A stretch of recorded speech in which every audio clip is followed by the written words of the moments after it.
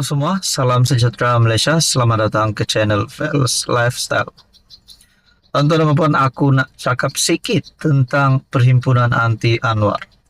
Adakah ini satu gerakan ataupun satu usaha yang sia-sia bagi mereka yang terlibat dengan perhimpunan itu? Saya mempersoalkan, adakah ini satu gerakan yang relevan ataupun satu gerakan yang sia-sia, ataupun lebih kejam lagi disebut oleh beberapa pemerhati politik, ini satu tindakan yang bodoh. Nah, jadi saudara-saudara, berkaitan dengan isu ini, aku udah cakap sebelum ini, berkaitan dengan Himpunan Anti Anwar ini mungkin pandangan pribadi saja, satu perkara yang membuang masa. Karena buang masa, buang tenaga, buang duit untuk menyertai kempen ini. Nak jalan saja pun perlu minyak. Jadi saudara-saudara, bukankah perkara ini akan melibatkan polis? Bukankah kalau ada perhimpunan dilakukan, polis akan siasat? Nah, saudara-saudara, berkaitan dengan ini, polis akan panggil penganjur, individu Himpunan Anti Anwar. Adakah di sini penggerak kepada perhimpunan ini akan ditangkap? Begitu juga dengan semua yang berkuasa berkaitan dengan perhimpunan ini. Polis telah mengenal pasti 12 individu, termasuk penganjur Perhimpunan Aman Demi Negara, yang diadakan di parkir awam di luar kompleks Seri Perdana Prezin 10 Putrajaya semalam. Artikel bertarik 30 Jun. Ketua Polis Kuala Lumpur Datuk Rusdi Muhammad Isa berkata, kesemua mereka akan dipanggil untuk diambil keterangan dalam masa terdekat. Pihak polis telah membuka satu kertas siasatan di bawah Seksyen 9 dalam kurungan 5 Akta Perhimpunan Aman 2012. Katanya dalam kenyataan, Rusdi berkata, penganjur tidak dapat mendapat permit berhimpun seperti ditetapkan di bawah Akta Perhimpunan Aman, Akta 736, kerana tidak mendapat kebenaran pemilik tanah, iaitu Perbadanan Putrajaya. Di sini sudah jelas-jelas perkara ini sia-sia kerana penganjur disahkan tidak mendapat permit. Jadi kenapa yang lain pula nak ikut Perhimpunan Anti Anwar ini? Kalau benar-benar nak jatuhkan Anwar, tunggulah pada PRU 16 nanti. Tapi yang pasti, Datuk Seri Anwar Ibrahim akan terus memimpin negara dan pasti membuat keputusan-keputusan untuk kebaikan rakyat Malaysia. Jadi saudara-saudara, berkaitan dengan ini apa komen Anda? Anda boleh komen di bawah. Sekian saja, teruskan bersama di dalam channel ini untuk isu dan info yang seterusnya. Halo semua, salam sejahtera Malaysia, tuan-tuan dan puan-puan yang amat dihormati. Saudara-saudara, ada saja pihak yang cuba jatuhkan Anwar, yang cuba memburuk-burukkan imej Perdana Menteri ke-10 ataupun PMX. Ada saja musuh politik Anwar yang cuba memburukkan Anwar. Tetapi kali ini saudara-saudara, serangan yang diterima Anwar tidak lain dan tidak bukan yang menjadi cerita panas di kalangan rakyat Malaysia, yaitu Himpunan Anti Anwar. Adakah ini akan menjejaskan pilihan raya kecil Dun Sungai Bakap yang terdekat ini? Rupanya tidak, kerana disahkan oleh Saifuddin. Himpunan Anti PM tak jejas kempen PRK. Mungkin musuh politik Anwar Ibrahim mungkin sekarang dalam keadaan yang suka kerana Anwar diserang melalui perhimpunan ini. Namun disangkakan Anwar jatuh, disangkakan Anwar menangis.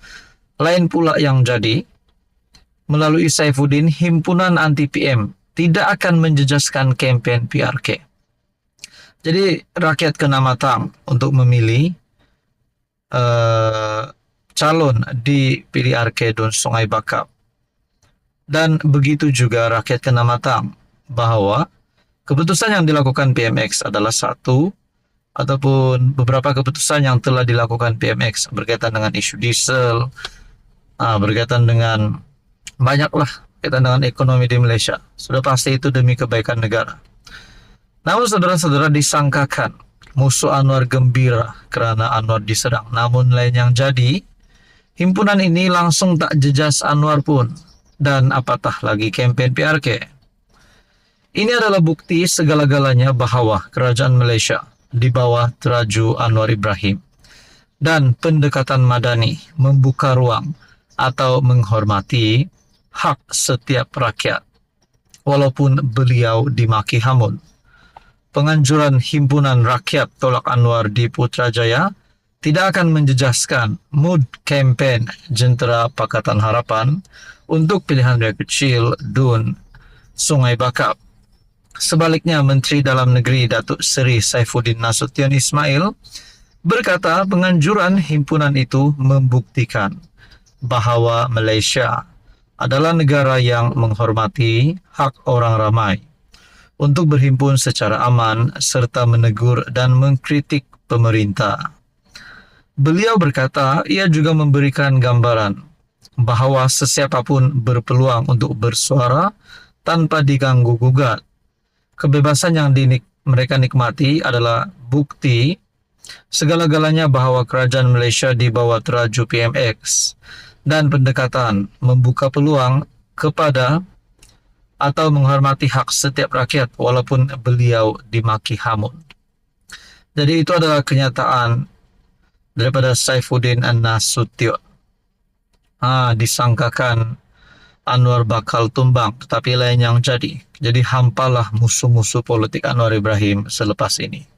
Jadi saudara-saudara, apa komen Anda berkaitan dengan isu ini? Teruskan bersama di dalam channel ini untuk info yang seterusnya. Halo semua, salam sejahtera Malaysia, tuan-tuan dan puan-puan yang amat dihormati. Terima kasih kerana bersama di dalam channel ini dan terus setia bersama di dalam channel ini. Oke, kawan-kawan semua, mari dengarkan. Ini satu isu hangat.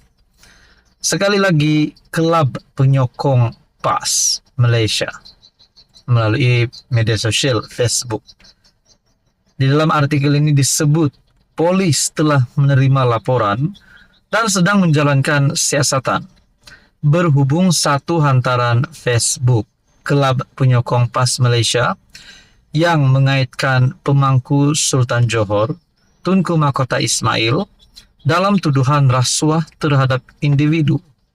Ini pasti satu perkara yang amat sensitif. Melalui artikel daripada Malaysia Kini, tuduh pengarah SPRM rasuah, polis siasat hantaran FB kaitkan TMJ. Ketua Polis Johor CP M. Kumar berkata hantaran itu mendakwa Tunku Mahkota Ismail mengatakan pengarah bahagian pencegahan pengubahan wang haram AML Suruhanjaya Pencegahan Rasuah Malaysia Datuk Muhammad Zamri Zainul Abidin meminta rasuah berjumlah RM20 juta daripada Qatar Holdings pada 28 Januari tahun lepas. Kumar berkata laporan berhubung dakwaan itu dibuat di Balai Polis Bandar Penawar, Kota Tinggi, kira-kira 4-5 menit petang semalam. Siasatan dijalankan oleh Unit Siasatan Jenayah Terkelas, Bahagian Pendakwaan Undang-Undang Jabatan Siasatan Jenayah Bukit Aman, di bawah Seksyen 4 dalam kurungan 1, Akta Hasutan 1948, dan Seksyen 233 Akta Komunikasi dan Multimedia 1998. Kes masih di peringkat siasatan, dan orang ramai dinasihatkan agar menjadi pengguna media sosial yang bijak dan tidak menggunakan platform tersebut dengan menyalahi undang-undang. Kumar berkata, hantaran bertajuk TMJ dah bersuara, takkan PMX masih senyap.